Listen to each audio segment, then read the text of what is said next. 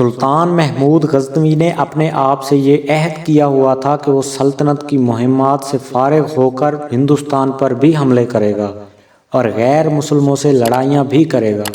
اب اس نے اس عہد کو پورا کرنے کا ارادہ کر لیا اور یہ طے کیا کہ تقریباً ہر سال ایک خاص موسم میں ہندوؤں سے معرکہ آرائی کرے گا۔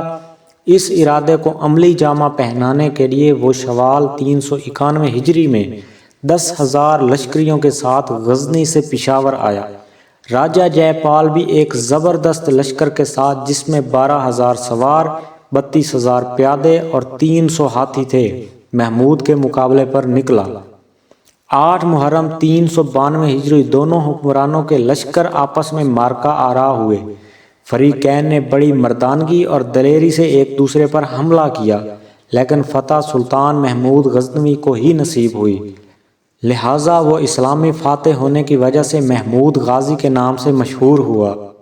راجہ جے پال 15 اشخاص کے ساتھ، جو اس کے بیٹے اور رشتہ دار تھے، گرفتار ہو گیا۔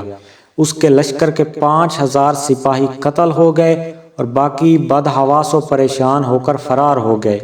بہت سی دوسری اشیاء کے ساتھ 16 جڑاؤ مالے تھے، جو قیدیوں کے گلے سے اتار کر محمود کی خدمت میں پیش کیے گئے، جن میں سے ہر مالے کی قیمت جو تھی وہ 1,80,000 دینار تھی۔ سلطان محمود پشاور سے پہندہ کے قلعے میں بھی گیا اور اس کو فتح کر کے اسلامی مملکت میں شامل کیا۔ جب موسم بہار قریب آیا تو سلطان محمود نے راجہ جے پال اور دوسرے اسیروں کو رہا کر دیا اور بہت سے باغی و سرکش افغان سرداروں کو قتل کیا اور کچھ کو اپنا غلام بنا کر غزنی کو واپس لوٹا۔